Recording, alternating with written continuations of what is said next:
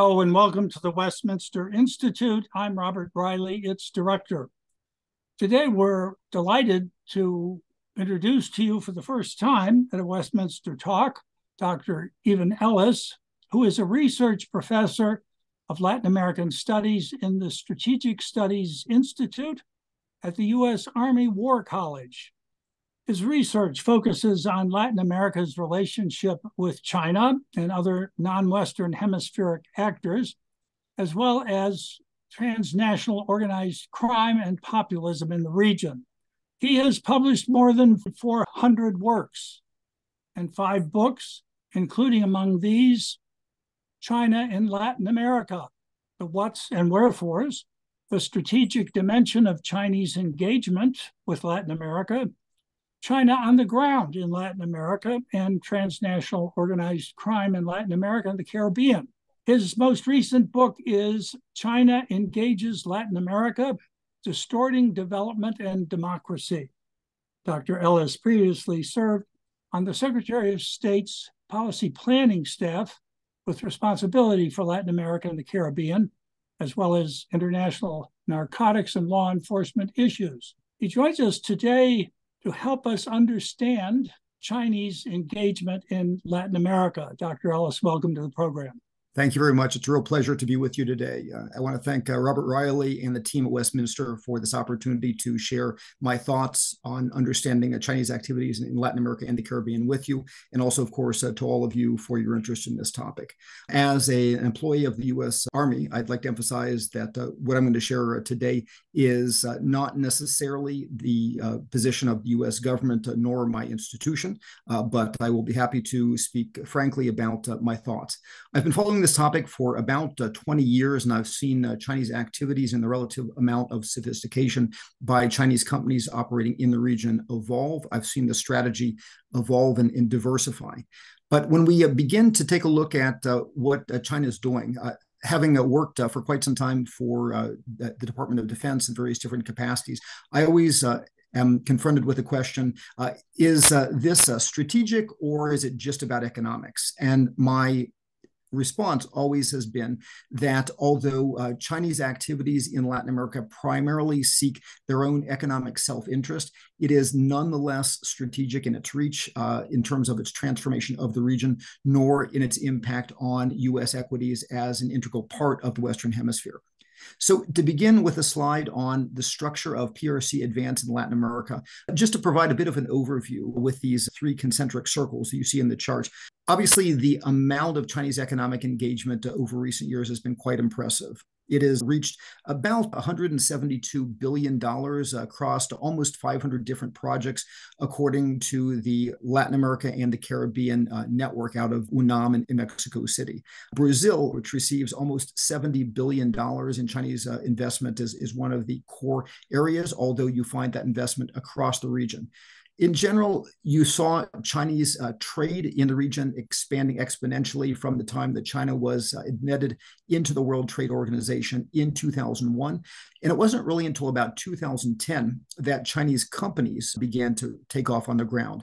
In some cases, purchasing stakes in sectors like mining and petroleum and electricity transmission through, again, mergers and acquisitions. In other cases, building up little by little that presence in often sophisticated ways in sectors such as telecommunications. But all across the region, you see an expansion of the relationships between Latin American and Chinese business persons, politicians, and with that, increasing sophistication, allowing the Chinese to increasingly essentially punch at their weight in conjunction with the expanding overall amount of engagement in the region.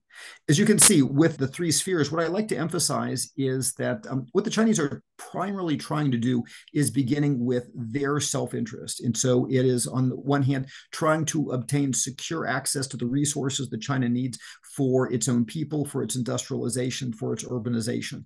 And so in those areas, you see a significant expansion, not only in PRC purchases, but also in PRC investment in sectors like petroleum. So although Chinese companies have been operating in the region since the late 1990s in places like Peru and Venezuela in the petroleum sector, you see that expanding now. For example, in Peru, you have 7 different major mining projects, making PRC-based companies the major investor in the Peruvian mining sector, giving them a lot of leverage that way.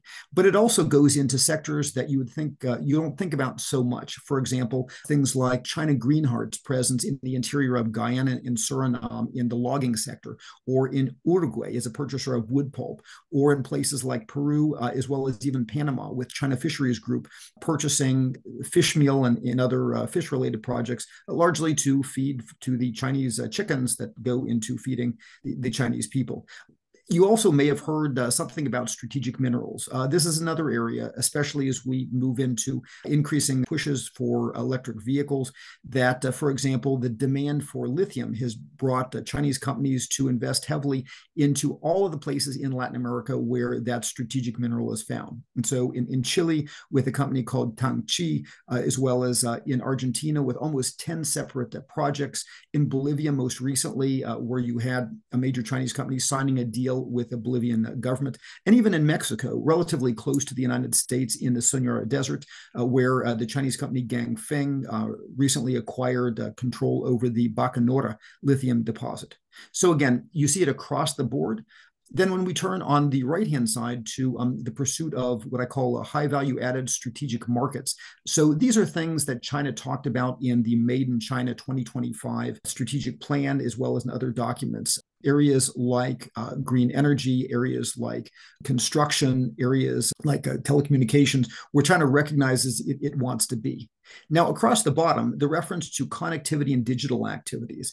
In 2013, shortly after current Chinese President Xi Jinping came to power, he put forth the Belt and Road Initiative. This was derived, of course, from China's historical concept of the Silk Route, in which China saw itself as the center of the world, the center of the universe, having these mutually beneficial trade relationships with the surrounding world.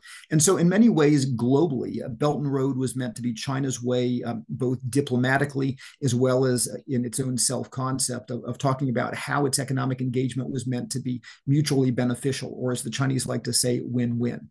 Now, as you may recall, historically, Latin America had absolutely no place in the development of historical China.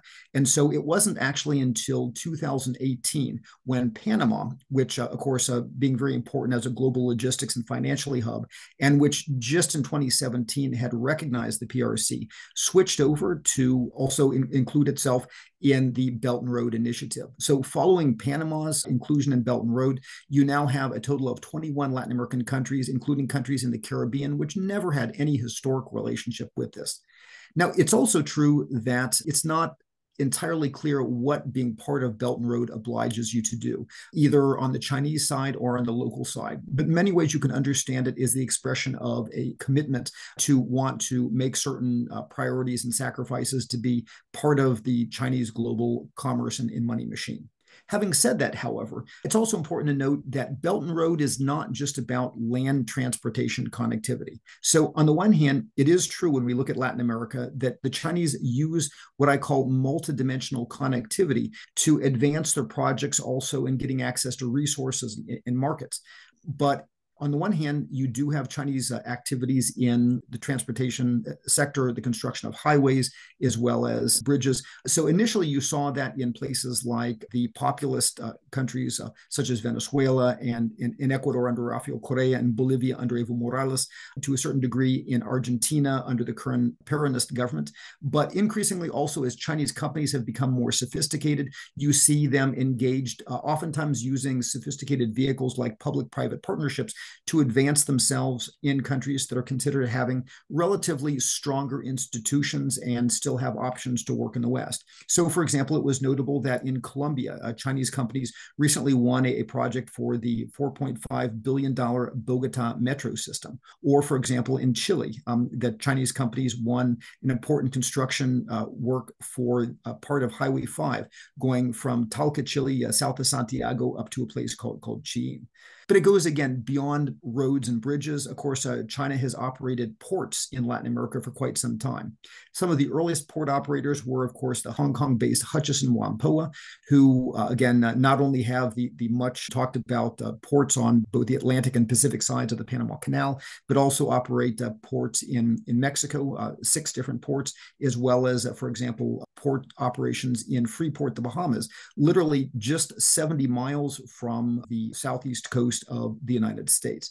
But it also goes beyond that. So, for example, you have China Merchants Port, which has an almost 50% stake in the port of Kingston in Jamaica. Or, for example, right now you have China Harbor, which is subbed to DP World in Ecuador, building out a $1.2 billion expansion in the port of Pozorca.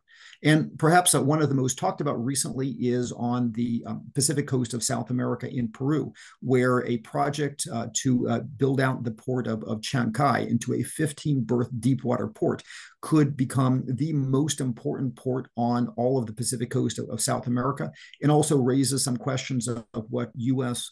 head of Southcom, General Laura Richardson, talks about Chinese dual-use ports. In other words, facilities with an option for the Chinese where they could be used in wartime to strategic advantage as well as in peacetime. But again, moving beyond just the port sector, you also have Chinese involvement in what are called hydrovias. So, for example, there was a Chinese bid to control and dredge the critical river corridor in the Paraguay and Paraná rivers, which basically is critical for agricultural exports to get out from the core, from the center of South America. So Paraguay and Bolivia, as well as Argentina and the south of Brazil and Uruguay, to reach Europe and other destinations. At the same time, you have something called the Hidrovia Amazonica, which is in the interior of Peru, basically a Chinese project trying to make navigable the interior Amazon river systems in Peru and elsewhere. But it goes far beyond even transportation connectivity. So, for example, you have in the electricity sector, since about 2010, big Chinese companies like State Power Investment Corporation or State Grid or China Three Gorges investing literally tens of billions of dollars, first in Brazil, but increasingly also today in Chile and in Argentina, in Peru, and in other places on electricity transportation infrastructure, as well as, frankly, in electricity generation, especially in clean energy.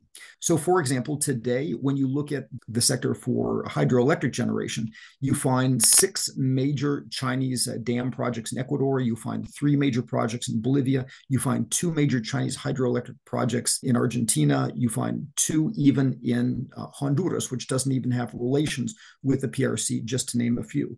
In addition, you have some major solar or photovoltaic projects, for example, in Açu, Brazil, as well as in the Cachari region in the north of Argentina, and in wind. Some of the biggest wind farms in Latin America are of Chinese origin. So again, what you find across the board in electricity, both generation and transmission, and especially in green energy, is the very connectivity that undergirds the economies of Latin America is increasingly strategically in Chinese hands. Now, in addition to that, as is also relatively widely known today, you have Chinese advances in the telecommunications sector. So we talk a lot about Huawei advancing in 5G, but what's often less known is that Huawei has been a part of the Latin American telecom infrastructure with its fiber optic cables, with its telephones, with its other infrastructure since the late 1990s, especially Central America.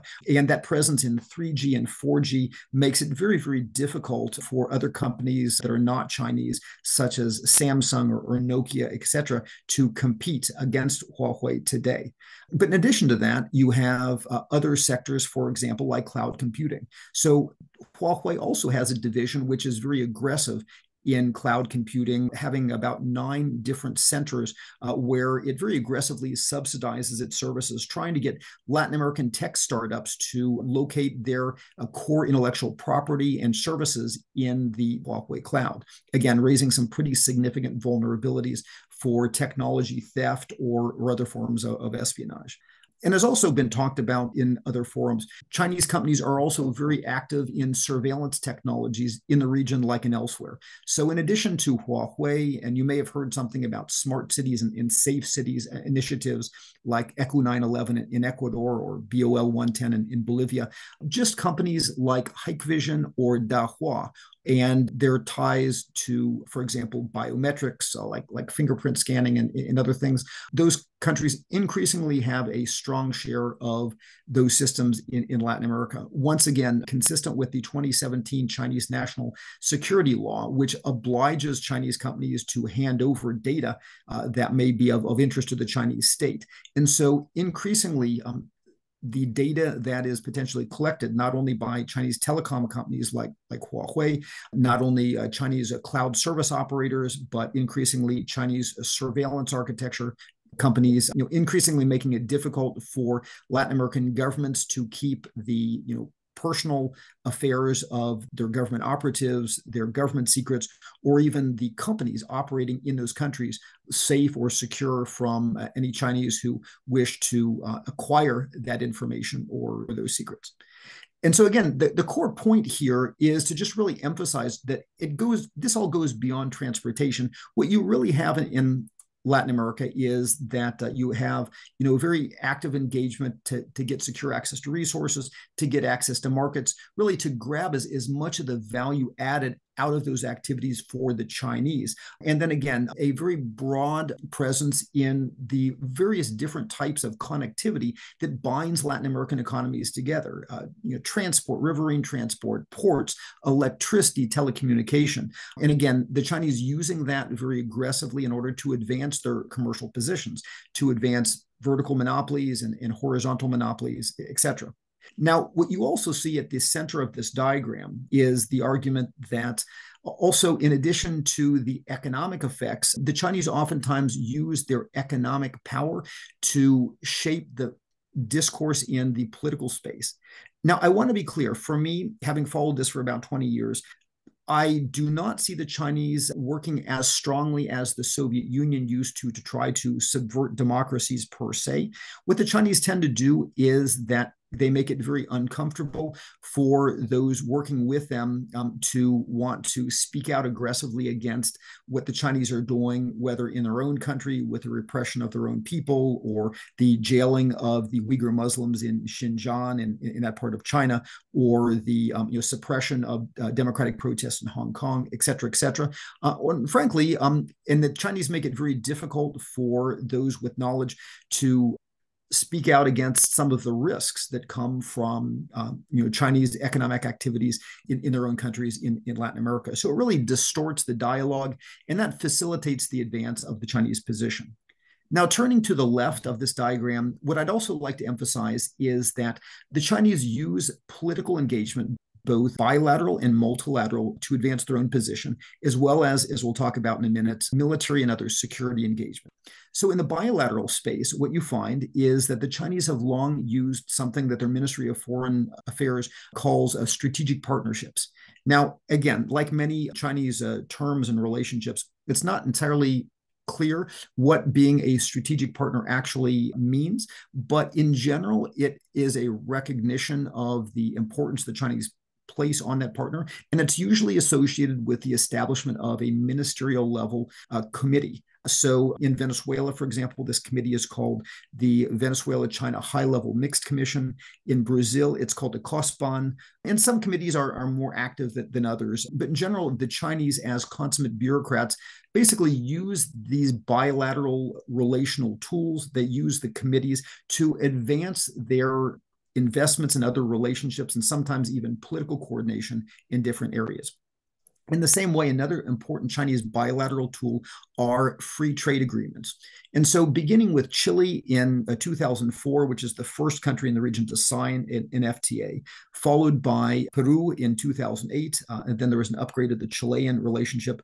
There was also a free trade agreement negotiated with Costa Rica. The Chinese tried unsuccessfully to negotiate one with Colombia. They'd begun negotiating one with Panama. Most recently, the Chinese have concluded successfully successfully an FTA with Ecuador, a relatively pro-US government there, which still is very interested in working with the Chinese.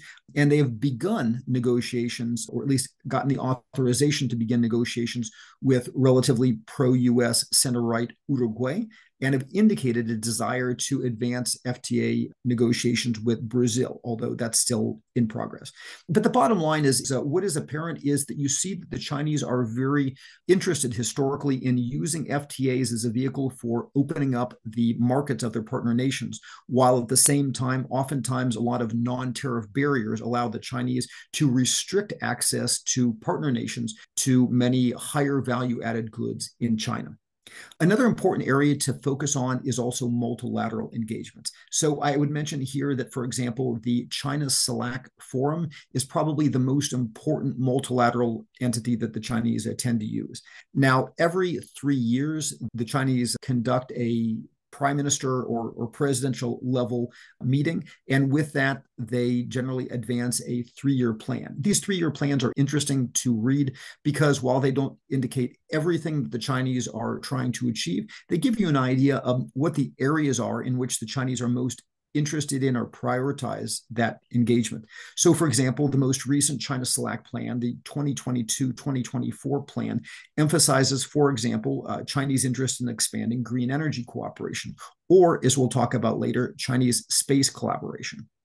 Now, beyond that, you do also find that within the China CELAC framework, you also have the establishment of a lot of ministerial level or sub-level working groups. So, for example, there's a China CELAC Disaster Response Forum, which was just held its first meeting. The idea appeared to be from that the Chinese were looking to work with Central American and Caribbean states in the realm of disaster response to be able to advance Chinese work in sectors like Huawei providing disaster communication, or Chinese companies doing things like building seawalls in the Caribbean. Or, for example, the Chinese just held their 5th China CELAC Defense Forum. In that forum, you again had a significant number of ministers of defense meeting with China's Minister of Defense, Wei Fenghe, to talk about issues in the absence of the United States and Canada. So again, what you see across the multilateral space is, especially working through CELAC, the Chinese have become increasingly effective in working in a very bureaucratic way to advance concrete interest beyond just particular talking points. Now, as you also see from this diagram, I also emphasize on the lower right of the diagram that Chinese engage in military and police work as well. Now, for me, it's not so much the attractiveness of Chinese professional education schools or Chinese military equipment that gets the door open, but rather it tends to be the importance of China as a global actor or as an economic partner of the country in question that leads militaries to say, hey, we should have a relationship with this country.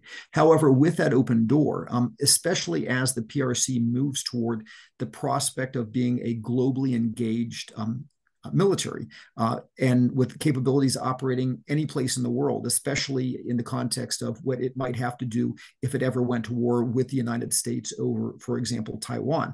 The ability to develop those relationships with Latin American institutions complements the ability of the PRC to operate commercially in the region in sectors like ports that we talked about before, or sectors like telecommunications, to increase the speed and effectiveness of being able to conduct global military engagements in time of war. 2 other things I think it's important to recognize also here as we look at PRC's engagement in general. Number one, when we look at engagement, don't think of just the national level. So oftentimes the PRC operates from the local level all the way up through the national and supranational levels. For example, in Brazil, when the Chinese had difficulties working with the government of Jair Bolsonaro a couple of years ago, they found it very useful to work with state-level governments, such as, for example, the government of Sao Paulo in Brazil as a complement. Or, for example, during COVID, the Chinese did a lot of things with sister city relationships and local kind of city-to-city type of diplomacy, again, as a complement, and sometimes when they had difficulty in doing engagements at a broader level. The final thing it's worth saying here is that when you look at China's engagement overall, although the vast majority of Chinese investment and Chinese commerce takes place with the nations of South America in terms of overall volume, if you look at engagement on a per capita basis, you see evidence that for China, the Caribbean as well as Central America is a strategic space.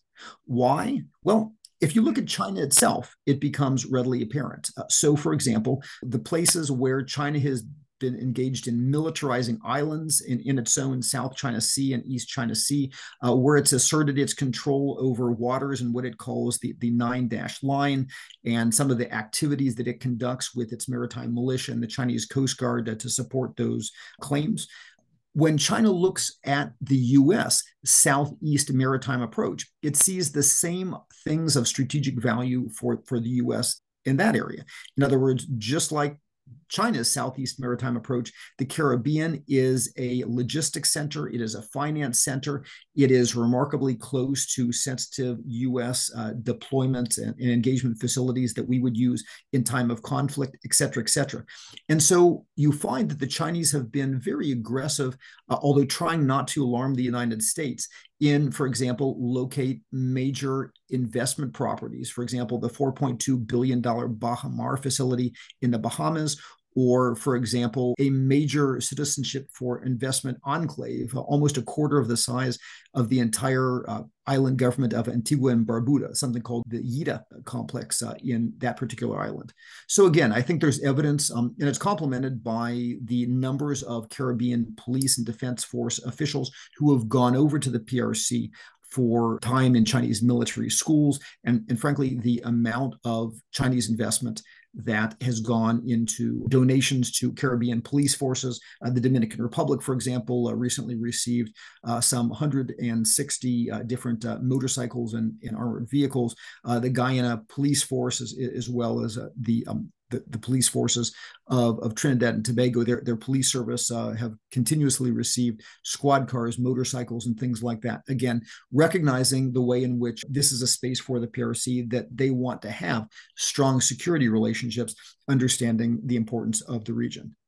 Now, turning to the next slide, the slide, PRC strategic risks in Latin America. What I want to emphasize through my engagement on this slide is some of the concerns that largely commercial, but not entirely commercial engagement has in the region.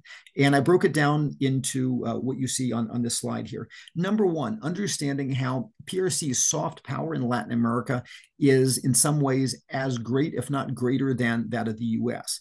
Now, while US soft power tends to be more consensual, it is based on people attending US schools or liking what they see of US democracy, and then believing that that's the best way to do things to advance development or protect rights in their own countries. Oftentimes, the soft power that the PRC has is from the expectation of benefit from an investment by a Chinese company, the benefit of being a local partner to that Chinese company investing, access to the Chinese market, and the understanding that Chinese are often very vindicative. And so if one is too critical about the Chinese, the concern that some of those projects could be jeopardized. Number two is the influence in subtle ways of the PRC as what I call a counter model of non-democratic success.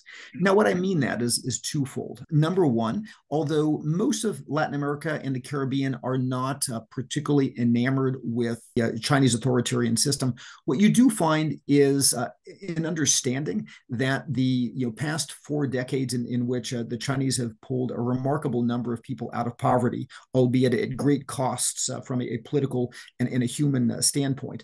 But looking at the role of the Chinese state is maybe something that Latin American countries may be interested in investigating more, and not just taking for granted oftentimes the U.S. argument about the primacy of a free market, market-led system.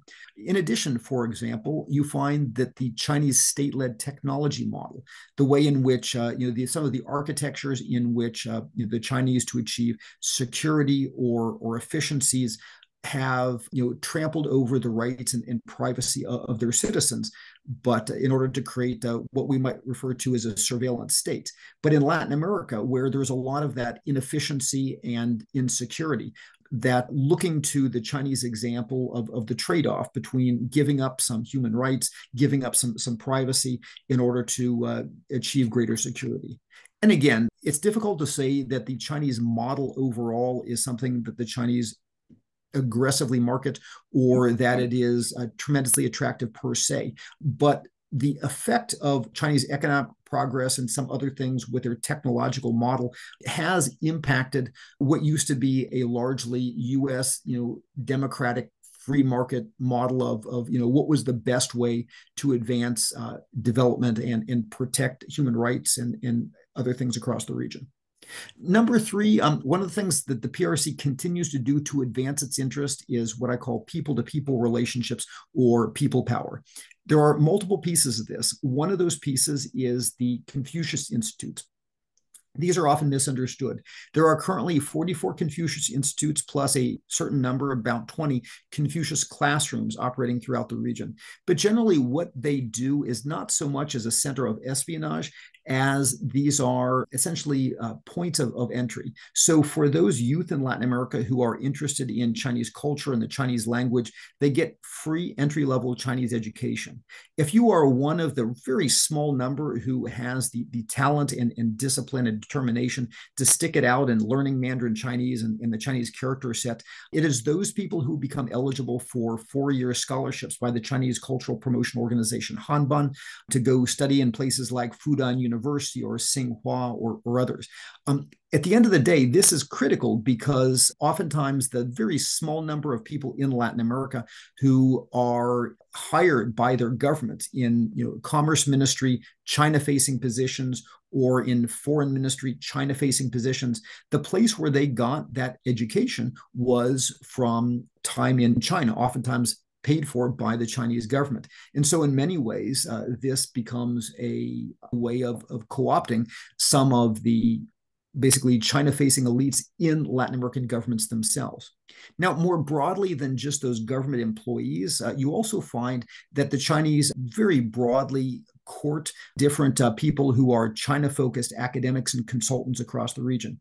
Again, having done this for about 20 years, I do not know virtually anyone who is a credible China scholar in Latin America who has not been at least once and usually multiple times on trips to the PRC.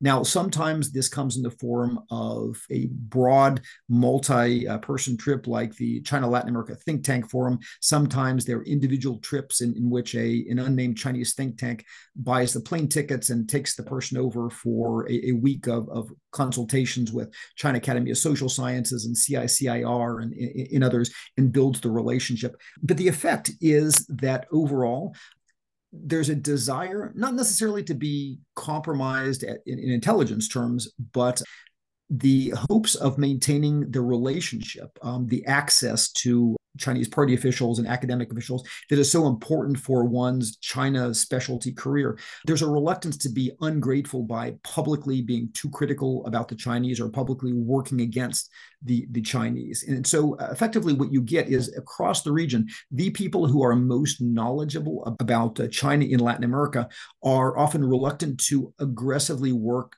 to defend their country's interests in ways that would be perceived as anti-PRC. Even more broadly, also important to recognize that the Chinese Communist Party has an organ called the International Liaison Department that through something called the United Front continues to maintain active diplomacy. So in places like, for example, Paraguay, which currently does not recognize the PRC, or Honduras in the same situation, working with China-friendly local elites, especially high-level persons, to try to put forth pro-China messages or trying to encourage those governments to change relations whenever the opportunity pops up. And then, of course, even within ethnic Chinese operating in the region, you have some recent attempts to essentially use the Chinese in those countries as a bit of a fifth column. And so we've seen this more broadly than just Latin America, but in Argentina, in Colombia, in Cuba, and especially in Panama and Peru, where there are relatively large China's diasporas, you have the use of outreach by the Chinese embassy in the name of providing services to local ethnic Chinese, but in reality, encouraging those ethnic Chinese to do certain things that correspond to maintaining themselves in good stead with the Chinese government, especially recognizing that the people who are being reached out to in places like Peru also may have relatives in China itself who could be in for hard times if they are less than cooperative. Again, so you have this multidimensional people power for exercising influence. In addition to that, we have what we briefly talked about before, which is Chinese digital presence. And again, I hinted this before, and so I'm not going to broadly review it, but just recognize that now for more than 20 years. China has a very deep presence across the region in various different parts of the telecom infrastructure, both phones and physical connectivity, in the e-commerce sector, in the finance sector, even things like the Chinese rideshare company Didi Chuxing, which competes, actually is outcompeting Uber in Latin America, or even in financial technology like Nubank in Brazil. You have this ubiquity of Chinese presence. There are people who would never think of locating their core intellectual processes and property in China because they understand that the Chinese security services, the MSS, are actively trying to steal those, both for the commercial benefit and strategic benefit of the Chinese state. But oftentimes don't think about that as Chinese digital penetration of places like Latin America increases, it becomes increasingly difficult for companies operating in Latin America to protect their secrets or governments to protect their privacy against those advances. Now, the final part on this slide is to mention the role of China in what I call as an incubator or maintainer of authoritarian regimes in the region. Now, don't get me wrong. Again, I do not see the Chinese overtly leading with attempts at subverting democracy. What actually happens and what's happened in Venezuela under Hugo Chavez, in Ecuador under Rafael Correa, in Bolivia under Evo Morales, and to a certain degree in Argentina under the Peronists governments, is that governments which come to power for their own reasons, because people are frustrated with previous governments' performance on economic development, inequality, and things like that, those governments then get themselves into difficulties. Their movement against the private sector leads to capital flight. Their attempts to consolidate power and violating their own constitution or laws gets them on the bad side of Western governments and counterparts. But what continually happens is that the Chinese are very good, almost operating in a manner analogous to payday lenders. As these populist governments turn down a questionable path and run themselves into problems, the Chinese are there to say, okay, we'll buy your products, we will loan you money, we will structure the deal to make sure that we, the Chinese, get paid, even while you may default or mistreat other investors or other countries. But we will make sure that you get paid. In the process, it's gone in a relationship in which not only do those countries get the loans and resources that they need, but also some of the products that they need. So, for example, some of the first major digital control architecture sold by China in the region were sold to these populist governments on loans. So, for example, the nationwide digital monitoring system ECU 911 in Ecuador was done under populist leftist Rafael Correa about some years ago. In Bolivia, BOL 110 was done by populist leftist Evo Morales, again supported by the Chinese.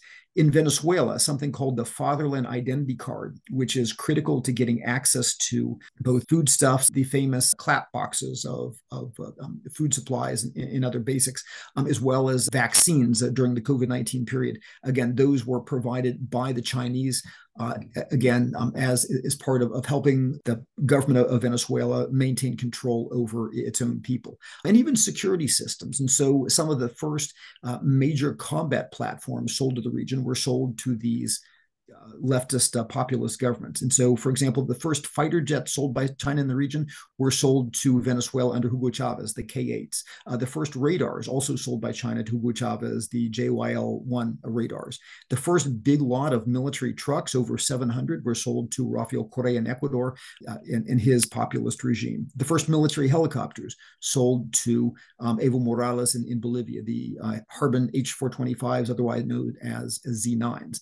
And Argentina Argentina, which bought a series of armored personnel carriers, almost bought the FC-1, the most advanced fighter that China would have sold to the region. And so what we see again is there is this reciprocal relationship where it's win-win. So China gets good deals and gets to sell a lot of good equipment, and the local partner, as long as they make sure that they pay China, gets a lot of support that it needs to be able to politically do what it wants, and along the way be as corrupt as it wants with its own people.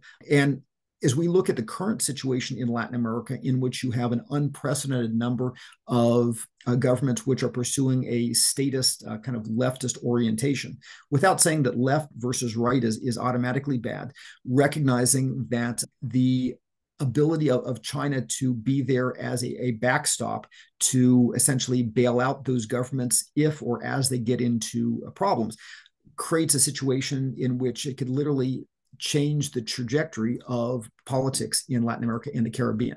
I'm now going to turn to speak briefly about the content of the next slide, taking a look at some of the concerns of the PLA presence in wartime in Latin America.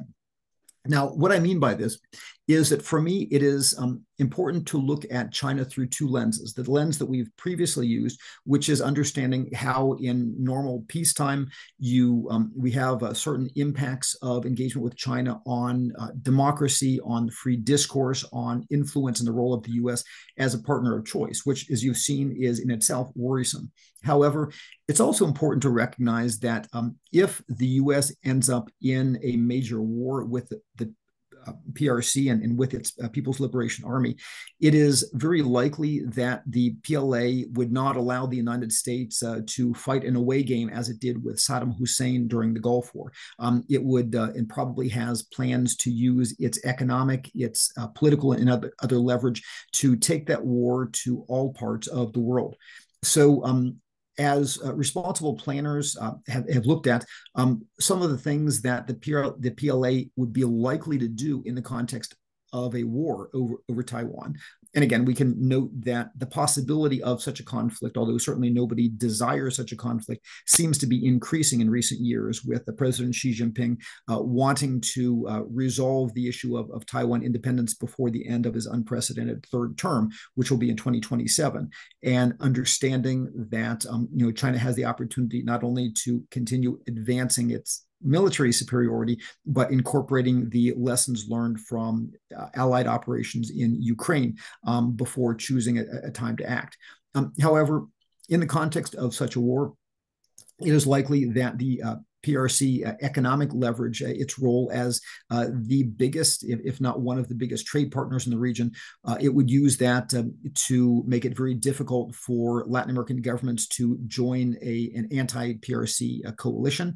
If you think it's difficult for countries in the region now to speak out critically of Russia, when Brazil and Argentina note that they sell very small quantities of grains and buy small quantities of fertilizer, it would be near impossible for most governments of Latin America to openly join an anti-China coalition in the event of such a war. But beyond that, it is also likely that in the interest of asserting neutrality, the PRC would try to persuade governments in the region to not allow the United States to have access to their military bases or the use of airspace or ports or other facilities, which again could complicate things enormously for the United States. Now, there are certain areas that are governed by security treaties, such as, for example, access to the Panama Canal. But in general, Chinese economic presence and the diplomatic activity would create some unexpected constraints for the United States in its own hemisphere. Beyond that, understanding that it is also likely that PRC commercial operations, especially in the domains of logistics and telecommunication facilities, would present ideal locations for inserting intelligence assets in special teams if one wanted to observe U.S. operations heading towards Asia or potentially to disrupt them. Again, remembering some of the proximity of Chinese operations to, again, U.S. facilities in the Caribbean and the southeast of the United States. And frankly, also that could extend also to the use of space facilities that have been developed in many cases by the Chinese for governments like those of Venezuela or Bolivia, or, for example, the deep space radar that the Chinese currently operate in Argentina, in Baja de Agrio in Neuquén. And frankly, if a war between the United States and PRC ever became extended and the People's Liberation Army managed to occupy Taiwan and perhaps sink a number of major U.S. surface ships, meaning that it started to look like a more protracted operation, it is not inconceivable that certain countries in Latin America, especially those more tied to or dependent on the PRC, or maybe even of questionable stability, would be willing or at least forced to allow PRC access. Now, it's probably unlikely that the PLA and its Navy would operate very close to the U.S. in terms of ports in, for example, Cuba or Venezuela. However, you can look at certain locations, such as, for example, the new port of Chancay in Peru that I mentioned before, which is both sufficiently far away from the United States to not be directly exposed to strikes, and yet at the same time would present really some strategic complications for different planners. So again, the importance of understanding the way in which, in the undesirable context of wartime, that the PRC commercial presence, coupled with its military relationships that it's building today, create some strategic considerations for U.S. military planners and other national security professionals. Now, beyond that, just to emphasize a few quick things that I already suggested before. When we talk about military engagement per se, important to recall that there are basically three groups of things: arms sales, training and professional military education relationships, and PLA presence. And so on this slide, PRC lack military engagement. In the domain of arms sales, what you see again is some of the most important arms sales are through those countries which are most politically receptive, the leftist populist countries. However, others, such as Peru, for example, which bought a multiple launch rocket system a couple of years ago, and just recently its government is taking the delivery on a number of armored personnel carriers and other vehicles. In addition, oftentimes those arms exchanges involve gifts, and often gifts of military construction equipment and other dual-use equipment, trucks, sometimes ambulances. And this is a way of kind of engaging it in a less than threatening way. It also often includes gifts to police forces, because it's important for the Chinese to maintain contact with security forces in countries where their personnel and companies increasingly operate, as well as just from a perspective of military to military exchanges. As I also mentioned, virtually every country in the region that maintains diplomatic relations with the PRC sends at least some of its people to a combination of short courses, typically 3 to 5 weeks in China's National Defense University in Changping, as well as in some of its more substantial courses in other institutions, such as the Command and General Staff courses for the Army outside of Nanjing and for the Navy in Nanjing itself. And then reciprocally, you find instances, although small in number, where the PLA sends its personnel over to Latin America to try to capture some of the best lessons learned or capture some of the best curricula from some of Latin America's leading institutions. These include, as I indicated before, visiting the elite Lanceros Special Forces course for the Colombia conducts in the base in Tolemaida, which is actually a place where the U.S. does a lot of operations from as well as visiting the Jungle Warfare School in Manaus, Brazil, one of the, again, considered probably one of the best in Latin America, as well as Brazil's Peacekeeping Institute, Secopab. And also, as I indicated here, recognizing that the PLA conducts presence operations throughout the hemisphere.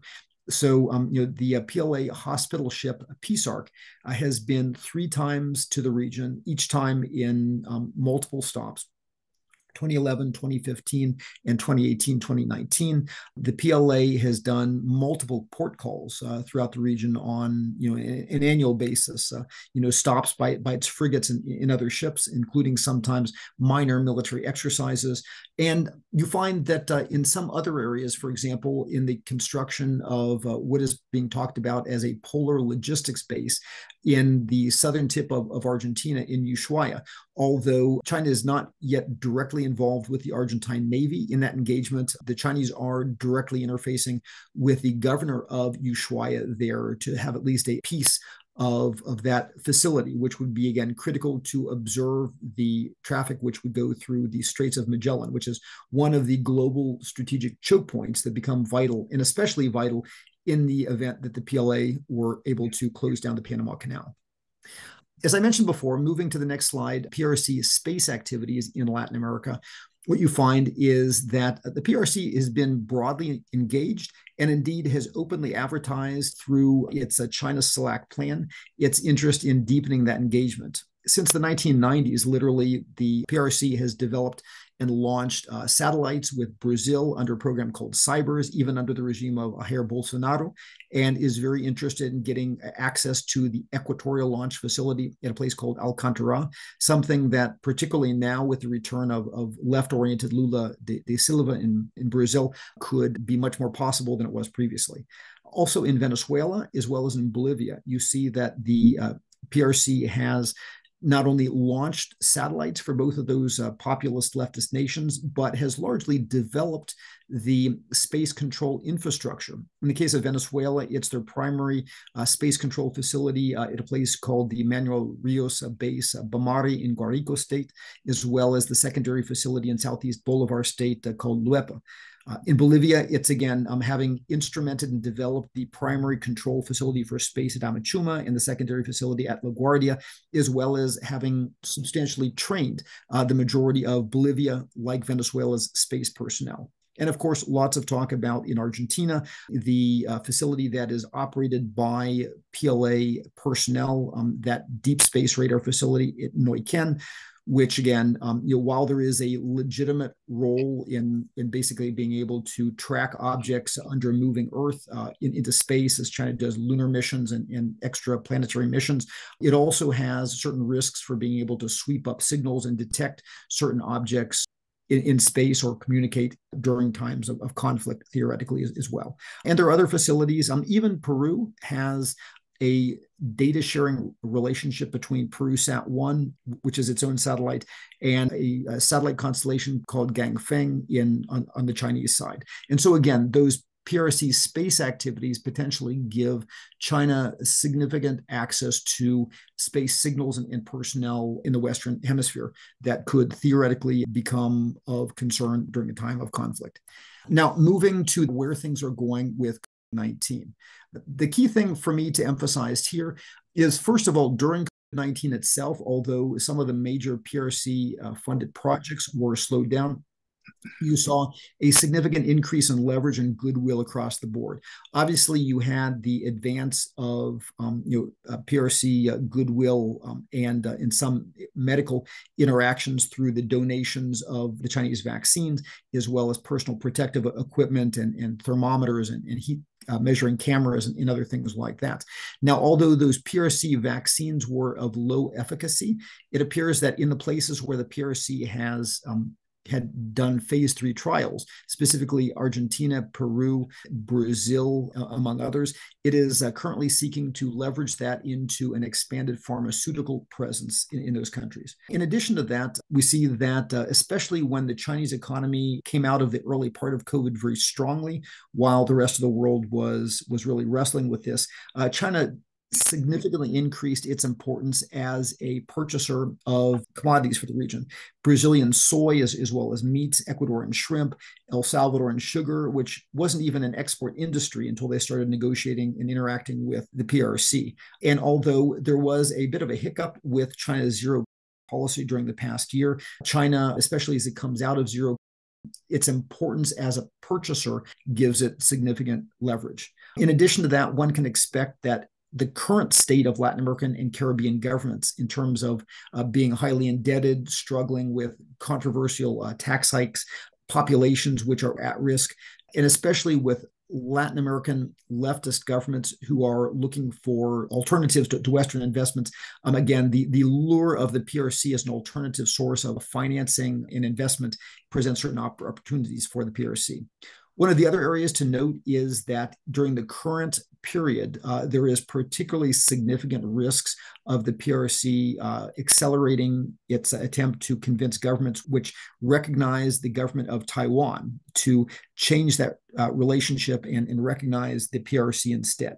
So as this group likely knows, of the 14 states in the world that recognize Taiwan, 8 of those states are found in Latin America and the Caribbean. 1 in South America, Paraguay, and 3 in Central America, Guatemala, Honduras, and Belize, and then, of course, the rest in the Caribbean. And so the prospect that as President Xi wants to complete the incorporation or forcible incorporation of Taiwan by 2027 when his 3rd term ends, that would tend to suggest an expanded press to flip those nations and thus further isolate diplomatically Taiwan in conjunction with a possible future military move against it. And some of the low-hanging fruit, for example, are the fact that this year, literally, within a couple of months, you have elections in Paraguay in which at least one of the major candidates, Efraín Alegre, has indicated that he, if elected, would flip to the PRC.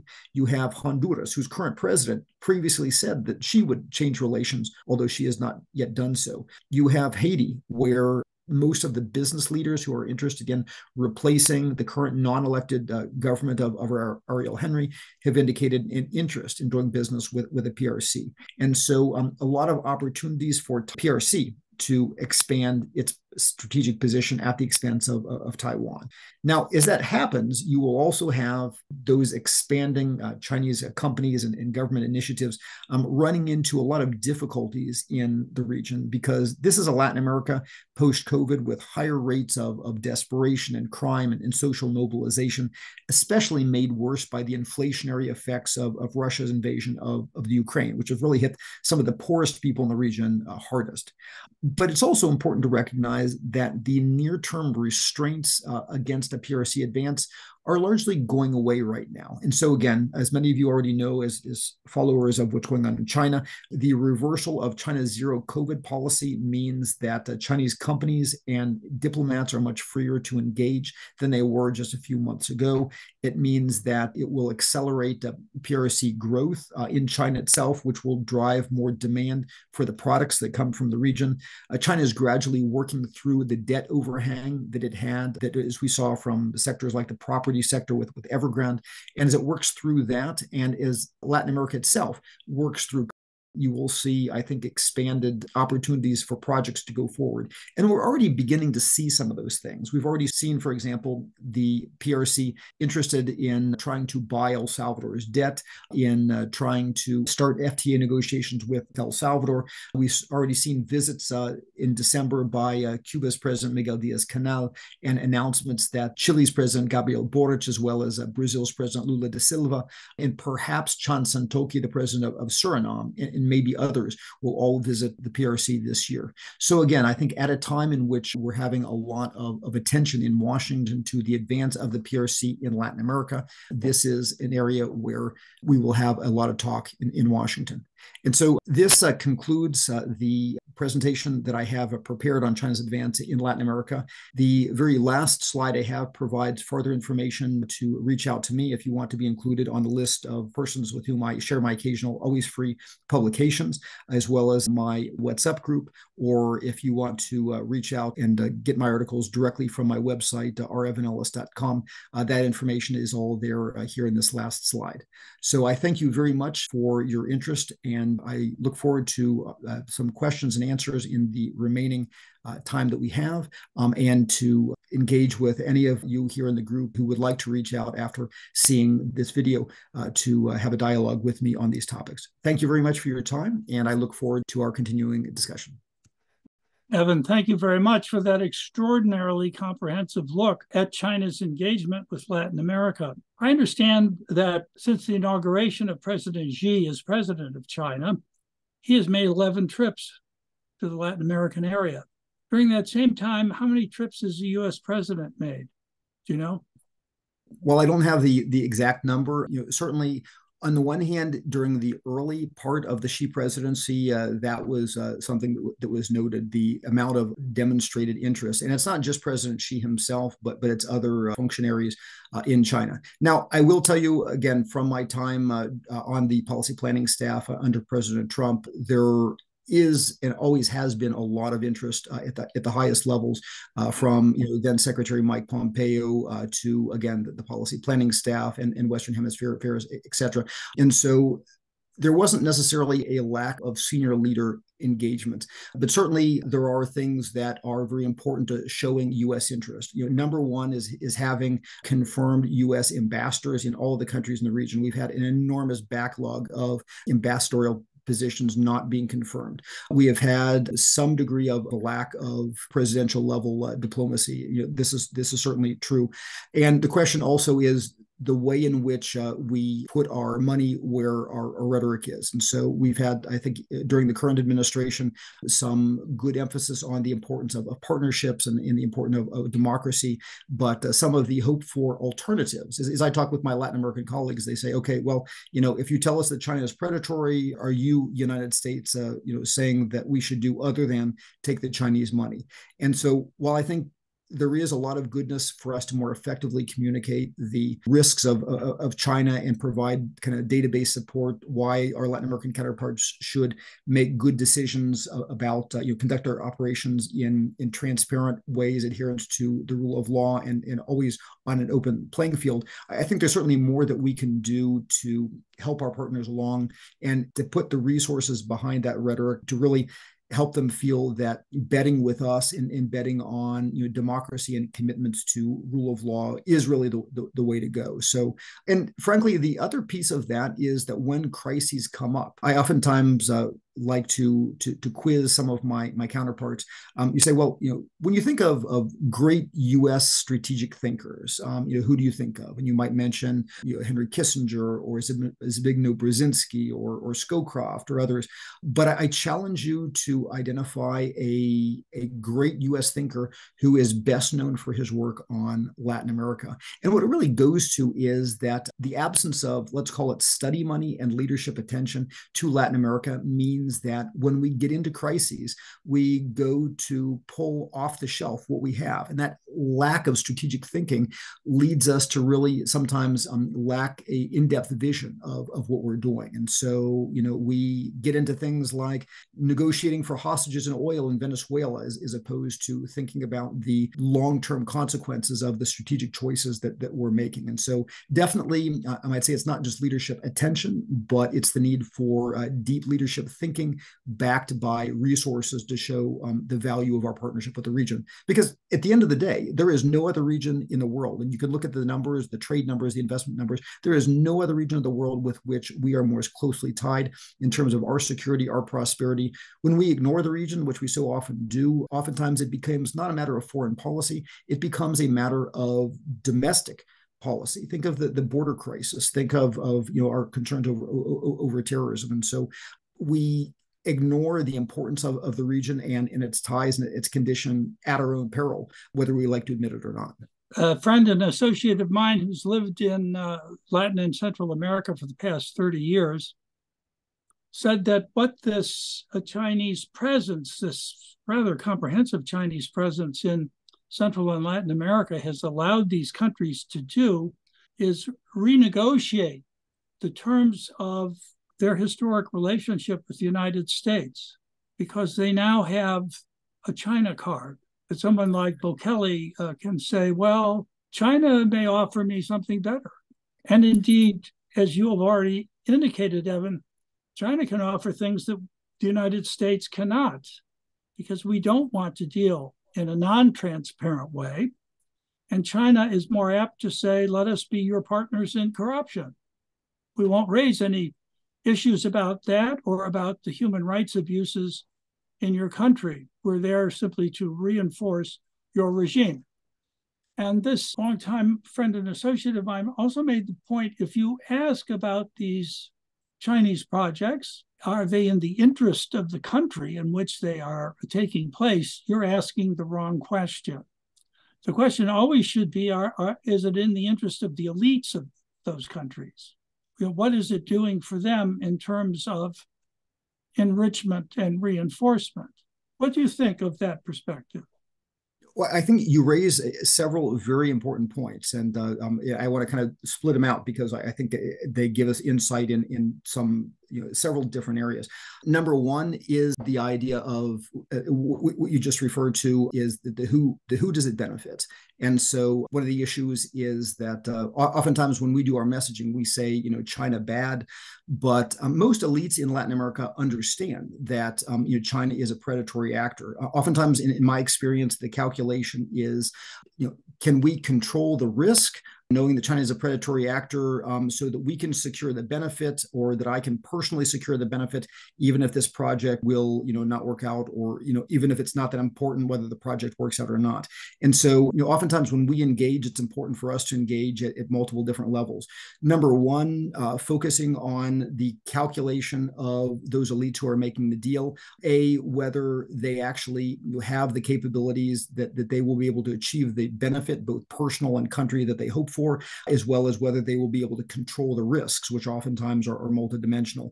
Also, those elites who are adversely affected by those often dirty deals, giving them the information about what is going on to give a fair opportunity to fight that fight within the countries themselves. And frankly, also doing more to make those connections at the popular level, not so much about negotiating with China. Oftentimes the elites want to make it about, the US is just against China, but making it about also whether, yet once again, like so many times in the past, their elites are essentially selling out the interest of the country to take this, again, actor who is very willing to do these dirty deals and help those elites line their pockets. And so sometimes it's almost as much about pushing back against corruption, against an actor who is willing to go down that path, and thus raise the sense of the population of why these deals may not be as advertised, in their benefit for otherwise. The other very important part of the question is the way that having China as an alternative changes the calculus of the way that we pursue strategy. Now, we did have a certain flavor of this dilemma during the Cold War, when governments that didn't want to deal with the U.S. could turn to the Soviet Union or turn to the Cubans. However, the nature of that alternative was never quite as attractive as the nature of the Chinese alternative. But I would argue that one of the traps that it creates is that, on the one hand, one of the discriminators of the United States absolutely does have to be, in my opinion, leading with our values, leading with why free markets and rule of law and a level playing field isn't just in the U.S. interest, but is in the interest of the countries signing the deals. However, having said that, also recognizing that those alternatives that the Chinese provide makes it very difficult for us to do traditional, what I would call diplomacy by force. And I think you see in some of the ways in which this backfired on the administration with the summit of the Americas, or the attempt to have a democracy summit in which it would notably not invite certain actors, or with certain attempts to impose various concepts of democracy or social programs on some of our Central American and other partners. Because, as you alluded to very well, with Bukele and others, some partners can say, okay, we don't have to put up with this. We'll get our money from the Chinese, and have gone down that route. And frankly, other governments finding themselves pushed down that route, in which the risk is that our own diplomatic pressure for some governments to do the right thing and clean up their corruption, if played wrong, may actually push them into new political regimes that feel that they have no choice but to work more closely with the Chinese. So I think you're absolutely right. We have to play a very sophisticated balance between actually advertising and standing up for certain values, and why those values are in our partner's interest: democracy, respect for human rights, freedom, rule of law, market principles, etc., And yet at the same time, we do not have the freedom to hit our partners with a sledgehammer with the arrogance perhaps that we did in a previous era, because that will likely be counterproductive. And so it's a very tricky game for diplomats. I mean, having again worked under Secretary Pompeo and having great respect for Secretary Blinken as well as Jake Sullivan at NSC and the rest of the team, I appreciate the skill and I appreciate the way they're trying to thread that needle. But it is a much more difficult game, I think, than the one that we had 20, 30 years ago. I would just quickly mention from my own experience, Evan, I worked in the area of public diplomacy in the U.S. government on and off for a number of years. And I had a conversation a year or so ago with the senior person in the Latin American division of Voice of America. And I found what I heard quite extraordinary, that we weren't really in a position to compete because the Chinese are donating broadcast equipment, on top of which they donate the Spanish language programming. We're not in a position to afford that. We can't quite compete at that level. And I'm not sure those messages to which you alluded are really getting through. I completely agree. I've seen the dilemma. So I think the factor that we have to our advantage is that the Chinese are notably clumsy. I mean, they're very good with the open pocketbook, but oftentimes the way they try to buy influence is seen as somewhat brutish in the region. The Chinese, because they have not dealt with democracies, oftentimes say or do things that are deeply offensive to certain populations, and you see this problem in Africa as much as Latin America. Having said that, however, the Chinese are, as you note, very aggressive with people-to-people diplomacy when and we do some things, I think, in a benevolent way with Fulbright scholarships and international information programs. But when the Chinese can bring en masse journalists and treat them in ways beyond what essentially U.S. ethics and law would permit, when the Chinese can take out multiple-page ads in newspapers like La Tercera in Chile, among others, when the Chinese can reach out and provide massive free feeds from CGTN, video feeds, audio feeds, to papers, and get them dependent on that. It does make it very difficult, and frankly, it's both the resources, but it's also the messages. It's the Chinese message of, okay, well, we want to let you do what you want. It's win-win. That's very seductive, especially to elites who want to do what they want. And we have to do a better job in selling the Latin American peoples and other peoples why essentially going along with the Chinese deal is actually the elites selling them down the river and not the great promised for things, and why the bothersome, it's like the old, parent, eat your spinach, it's good for you. What kid wants to eat a spinach when he's that, especially when you have a competing voice at the dinner table who's offering you chocolate under the table.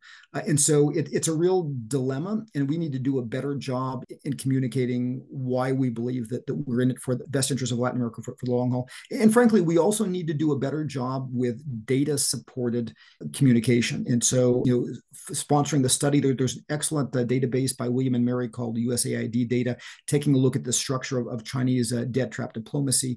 There are other good tools out there, but we really need more, not to just say China bad, but to have tools that are available from, supporting talking points by U.S. State Department and other, U.S. government leaders, to tools that are out there for independent use and verification for the discourse by Latin American journalists and academics, to not just say, but really look at what is the Chinese record on corporate social responsibility, on environmental compliance, on labor law compliance, on successful completion of projects without major difficulties in terms of community consultations, et cetera, et cetera. And so we need to do a better job, because if we don't fund that and if we don't think through that, that information is not going to get out there, and a much more seductive Chinese message will prevail. Evan, I want to close by reading a very striking sentence from your new book. I'm quoting you. While the new system functioning for China's benefit might not feature overt Chinese rule, direction, or military intervention, that system, empowered by modern Chinese mechanisms of surveillance and social control, was likely to be more ruthless and repressive than Latin American historical references such as colonialism or imperialism ever were. Now, that's an attention getter, Evan. It's a very powerful sentence, and I presume it's one of the things that the United States ought to be active in helping our Latin American friends realize. With that, I'm afraid we're out of time, and I want to thank Dr. Evan Ellis, Research Professor of Latin American Studies in the Strategic Studies Institute at the U.S. Army War College, for joining us today to discuss how to understand Chinese engagement in Latin America.